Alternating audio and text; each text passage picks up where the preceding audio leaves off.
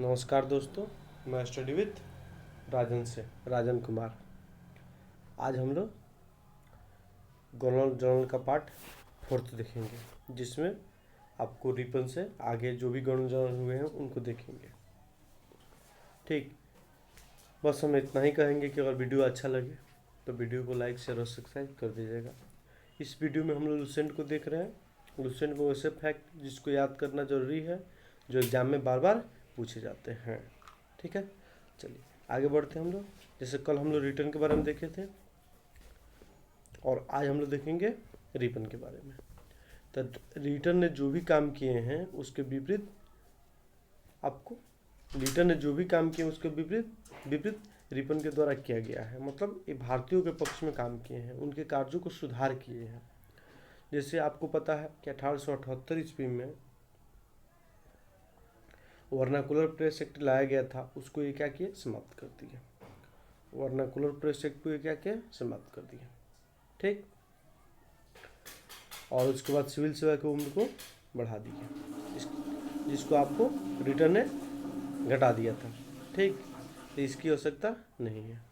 लेकिन ये क्वेश्चन पूछता है कि वर्नाकुलर प्रेस एक्ट को किसने समाप्त किया, तो इसको रिपन ने समाप्त किया है। वर्नाकुलर प्रेस एक्ट क्या है, तो ये देसी भाषाओं पर प्रतिबंध के लिए इसको लाया गया था। ठीक है, इसका समर्थन कौन किया, तो इसका समर्थन पायनियर नामक अखबार किया था। ठीक है, चलिए तो इसके बाद हम लोग आपको इस लाइन को पढ़ते हैं। प्रधानमंत्री गैल्डस्टोन के परामर्श पर रिपन ने सर्वप्रथम समाचार पत्रों की स्वतंत्रता को बहाल करते हुए सन 1882 ईस्वी में वर्नाकुलर प्रेस एक्ट को समाप्त कर दिया और भारतीय भाषाओं को में प्रकाशित होने वाले समाचार पत्रों को भी वही सुविधा दी गई जो अन्य समाचार पत्रों को था। ठीक है, चलिए नेक्स्ट हम आगे बढ़ते हैं। इसने स्थानीय स्वशासन की शुरुआत की, मोस्ट भी। ठीक है, मतलब पंचायती राज की व्यवस्था को इसने शुरुआत किया। इसीलिए रिपन को पंचायती राज का जनक भी कहा जाता है। अस्थायी स्वशासन का जनक रिपन को कहा जाता है। ठीक, चलिए, और अस्थायी स्वशासन जो था आपको चोल काल में भी प्रचलित था, याद रखिएगा। चोल काल में भी अस्थायी स्वशासन प्रचलित था। इसने अस्थायी स्वशासन की शुरुआत की 18 मई 1882 ईस्वी को। स्थानीय स्वशासन संबंधी कानून बनाए, जिसके आधार पर विभिन्न प्रांतों में 1883 से 1885 के मध्य स्थानीय स्वशासन संबंधी कानून बनाए गए। इतना आपको याद करने की जरूरत नहीं है, बस इतना याद करना है कि रिपन ने ही अस्थायी स्वशासन की शुरुआत किया था आधुनिक काल में। इसीलिए रिपन को भारत में अस्थायी स्वशासन का जनक कहा जाता है। अस्थायी स्वशासन माने पंचायती राज समझ सकते हैं। ठीक, चलिए नेक्स्ट हम आते हैं। इसके समय में ही भारत में सन 1881 ईस्वी में सर्वप्रथम नियमित जनगणना कराई गई। मोस्ट भी नियमित जनगणना जो हुई 1881 ईस्वी में हुई थी, जिसमें गवर्नर जनरल कौन था, तो रिपन थे। ठीक, लेकिन प्रथम बार जनगणना जो हुआ वो 1872 ईस्वी में हुआ। कब हुआ, तो 1872 ईस्वी में। उस समय गवर्नर जनरल कौन थे, तो मेयो थे, जैसे आप लोग को पीछे हम बता दिए हैं। ठीक, तो ये क्वेश्चन आपको पूछा जाता है कि प्रथम बार जनगणना कब हुआ था, तो 1872 ईस्वी में मेयो में। अब प्रथम बार नियमित रूप से जनगणना किनके समय हुआ था, रिपन के समय में 1881 ईस्वी में। ठीक, चलिए तो इसने सर्वप्रथम 1881 ईस्वी में नियमित जनगणना कराई। तब से लेकर अब तक प्रत्येक 10 वर्ष के अंतराल पर जनगणना होती है। मतलब जनगणना 10 वर्ष के अंतराल पर होती है। जैसे 2011 में हुआ था तो अब 21 में होगा। 2011 का पहले आपको 2001 में हुआ था। ठीक, 2081 की जनगणना में हैदराबाद राजपूताना को नहीं जोड़ा गया था, कोई आवश्यकता इसका नहीं है। ठीक है, चलिए आगे हम लोग बढ़ते हैं। भारत में पहली बार जनगणना सन 1872 ईस्वी में हुई, परंतु इसमें भारत के संपूर्ण भागों का प्रतिनिधित्व नहीं हुआ था। इसमें लगभग 20% भाग इसमें छूट गए थे। आपको इसको रीडिंग कर लीजिएगा, याद करने की आवश्यकता नहीं है। ठीक, ये अब आपको इससे क्वेश्चन आपको यूपीएससी या उससे उसी लेवल के एग्जाम में पूछे जाते हैं। पीसीएस या उसके नीचे के एग्जाम में रेयर ऑफ रेयर केस में ऐसे क्वेश्चन पूछे जाते हैं। तो उसको हम लोग याद करके क्यों दिमाग लगाएंगे, हम लोग को मैथ रीजनिंग और सब चीज़ पढ़ना है। चलिए नेक्स्ट आते हैं। रिपन द्वारा ही सन 1881 ईस्वी में प्रथम कारखाना अधिनियम लाया गया। मोस्ट बेबी आई कि रिपन के समय ही 1881 ईस्वी में प्रथम कारखाना अधिनियम आया। रिपन के द्वारा ही सन 1881 ईस्वी में प्रथम कारखाना अधिनियम लाया गया। कारखाना अधिनियम, कारखाना होते हैं, फैक्ट्री होते हैं, उससे में कुछ कानून बनेंगे जिसमें बच्चों को काम करने की पर प्रतिबंध लगा दिया गया और आपको कार्य के घंटे को घटा दिया गया। चलिए बस इतना हम आप लोग को जानना है कि प्रथम कारखाना अधिनियम कब आया था? 1881 ईस्वी में। इसी समय नियमित जनगणना भी प्रथम बार कराया गया था। तो इस तरह से आप लोग दोनों को अटैच करके याद रख सकते हैं। नेक्स्ट जो है, रिपन के समय में शैक्षणिक सुधारों के अंतर्गत विलियम हल्टर, ठीक है, मतलब हंटर आयोग का गठन किया गया था। इन्हीं के समय में आपको हंटर आयोग का गठन किया गया था, जो क्या चीज़ से संबंधित थी? शिक्षा से संबंधित। क्या चीज़ से संबंधित है? शिक्षा से संबंधित। और हंटर आयोग जो है आपको किस प्रकार के शिक्षा से संबंधित थे?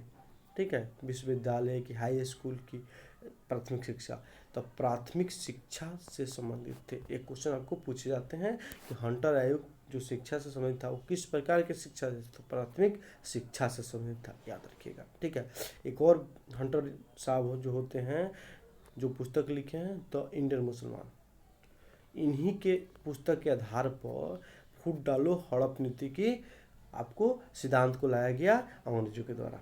तो ये भी हंटर ही नाम है इनका। ठीक, तो हंटर आपको एक और हंटर है। 1919 का जलियांवाला बाग हत्याकांड जो हुआ था तो उसको जांच के लिए अंग्रेजों ने एक समिति बनाया था जो हंटर आयोग कहलाया।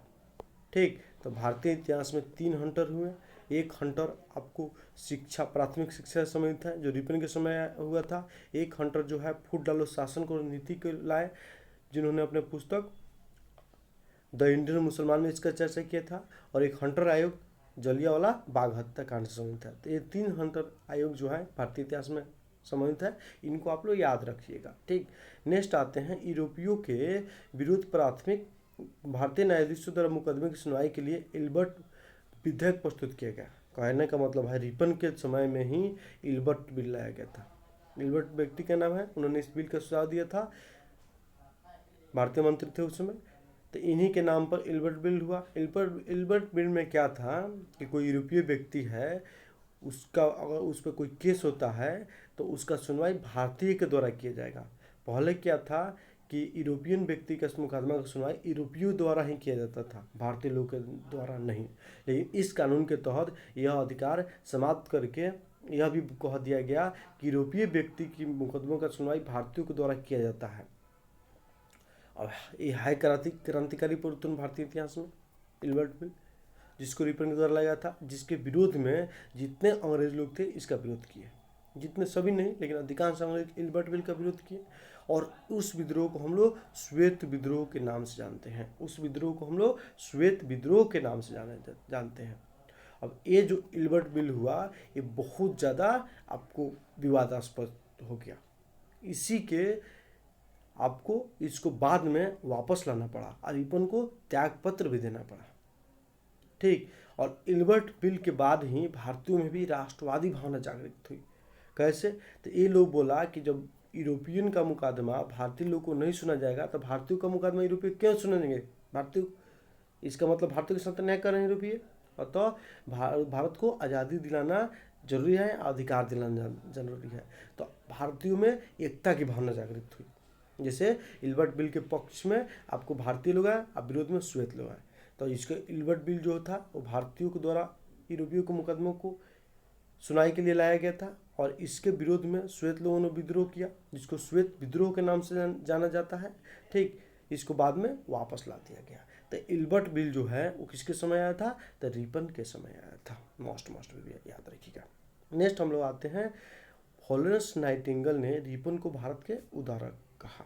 ठीक है, भारत के लिए बहुत अच्छे अच्छे काम किए हैं, जैसे इल्बर्ट बिल आए, आपको जनगणना कराएं, प्रेस जो अधिनियम था वर्नाकुलर एक्ट उसको ख़त्म किया, 2700 शासन लाए। ठीक है, इसीलिए इनको भारत का उदारक भी फ्लोरेंस नाइटिंगेल के द्वारा कहा गया। ठीक, इनको भारत का उदारक भी फ्लोरेंस नाइटिंगेल के द्वारा कहा गया। नेक्स्ट आते हैं लॉर्ड डफरिन। जिनका कार्यकाल आपको 1884 से 88 तक है। लॉर्ड डॉफ्रिन कार्यकाल 1884 से 88। इनके समय में तृतीय आंग्ल बर्मा युद्ध हुआ था, ठीक है, 1885 से 88 हुआ। बर्मा को अंतिम रूप से अंग्रेजी राज में मिला लिया गया। तो इतना अगर याद करना है तो इतना जरूर याद रखिएगा कि डॉफ्रिन के समय बर्मा को अंग्रेजी राज में मिला लिया गया और 3 बर्मा युद्ध हुए। एक हुआ 24 से 26, दूसरा हुआ 50 से 52, तीसरा हुआ 85 से 88। प्रथम बर्मा युद्ध था, ये आडवू के संधि के द्वारा खत्म हुआ था 26 में। उस समय गवर्नर युद्ध थे, एडमास्टर थे। द्वितीय आंग्ल बर्मा युद्ध के समय गवर्नर आपको डलहौजी थे, ठीक, और तृतीय आंग्ल बर्मा युद्ध के समय डॉफ्रिन थे, जिसको अंतिम रूप से भारतीय क्षेत्र में आपको बर्मा को मिला गया। तो इसको याद करने की ज़्यादा आवश्यकता नहीं है। प्रथम आंग्ल बर्मा युद्ध का नाम याद रखिएगा बस। इसी समय बंगाल टेनेंसी एक्ट और टेनेंसी एक्ट और पंजाब टेनेंसी पारित हुआ। इसका भी कोई ज़रूरत ज़्यादा नहीं है, ठीक। चलिए, याद रखना होगा तो रख सकते हैं, लेकिन ज़रूरत तो नहीं है इसका। इसी के समय बंगाल टेनेंसी एक्ट और टेनेंसी एक्ट और पंजाब टेनेंसी एक्ट पारित हुआ। इसके समय की सबसे महत्वपूर्ण घटना थी आपको कांग्रेस की स्थापना, याद रखिएगा। इसके समय की सबसे महत्वपूर्ण घटना थी कांग्रेस की स्थापना, जो कब हुआ था? 28 दिसंबर 1850 ईस्वी में। कहाँ हुआ था? तो मुंबई में, गोकुलदास तेज प्रताप हाई स्कूल में, ठीक है, याद रखिएगा, गोकुलदास तेज प्रताप हाई स्कूल में। और आपको किसके कहने पर हुआ था? ए.यू. ह्यूम के कहने पर, ठीक है। तो ये सब क्वेश्चन आपको पूछे जाते हैं। तो कांग्रेस की स्थापना के समय गवर्नर जनरल कौन था भारत का? तो आपको डॉफ्रिन थे। कौन थे? डॉफ्रिन थे, ठीक। चलिए नेक्स्ट आते हैं, लॉर्ड लैंसडाउन 1888 से 94 तक 6 साल, ठीक। तो अब यहाँ पे जो महत्वपूर्ण लाइन है आपको दिया हुआ है कि भारत और अफगानिस्तान के मध्य सीमा रेखा डुरंट रेखा का निर्धारण इसी के समय हुआ। तो इतना आपको याद रखने की जरूरत नहीं है। डुरंट रेखा किसके किसके बीच है? तो भारत और अफगानिस्तान के बीच में। किसके बीच में है? भारत और अफगानिस्तान के बीच में है, ठीक है। हालांकि आज जो ये क्षेत्र है वो पाक ऑक्युपाइड कश्मीर के तहत आता है, ठीक है। यहाँ पे अफगानिस्तान हुआ और ये पाकिस्तान का क्षेत्र हुआ, लेकिन ये भारतीय क्षेत्र है, पाकिस्तान इस पर अपना हड़पा हुआ है, ठीक। तो किसी किसी बुक में पाकिस्तान और अफगानिस्तान दे देता है, जो राष्ट्र विरोधी है। ये क्षेत्र भारत का हुआ, पाकिस्तान हड़प हुआ तो क्या हुआ? इसीलिए डुरंट रेखा जो है किसके बीच में? भारत और अफगानिस्तान के बीच में। जब एक क्वेश्चन में आंसर नहीं, ऑप्शन नहीं हो भारत और अफगानिस्तान और भारत पाकिस्तान हो, तो भारत पाकिस्तान मार सकते हैं, ठीक है। लेकिन बीपीएससी में जैसे 5 ऑप्शन देता है और भारत अफगानिस्तान आंसर नहीं है, तो उसका आंसर ई होगा, ठीक। उसका आंसर क्या होगा? ई होगा। चलिए नेक्स्ट आते हैं, 1891 ईस्वी में दूसरा कारखाना अधिनियम है। 10 साल के बाद दूसरा कारखाना अधिनियम लाया गया, याद रखिएगा, ठीक है, जिसमें स्त्रियों को 11 घंटे प्रतिदिन से अधिक काम करने पर प्रतिबंध लगा दिया गया। साथ ही सप्ताह में 1 दिन की छुट्टी की व्यवस्था की गई। इसकी कोई जरूरत नहीं है, बस प्रथम कारखाना अधिनियम 1881, गवर्नर जनरल रिपन। दूसरा कारखाना अधिनियम 1891, ठीक। नेक्स्ट आते हैं हम तीसरा, आपको लॉर्ड एलिंगन द्वितीय, मोस्ट ये बीबीए नहीं है, लेकिन कार्यकाल याद रखिएगा 94 से लेकर 99 तक, ठीक है। इन्होंने एक लाइन स्टेटमेंट दिया है, वो भी है आपको। भारत को तलवार के बल पर विजित किया गया है, भारत को तलवार के बल पर जीता गया है और तलवार के बल पर ही इसकी रक्षा की जाएगी। यह कथन किसकी है? लॉर्ड एलिंगन द्वितीय, ठीक। 1885 से लेकर 98 के मध्य उत्तर प्रदेश, बिहार, पंजाब और मध्य प्रदेश में अकाल पड़े थे। इसके बाद फिर अकाल आयोग का गठन होगा, क्योंकि अकाल आयोग बार बार गठित हो रहा है अकाल पड़ने के बाद में अकाल की जांच करने के लिए।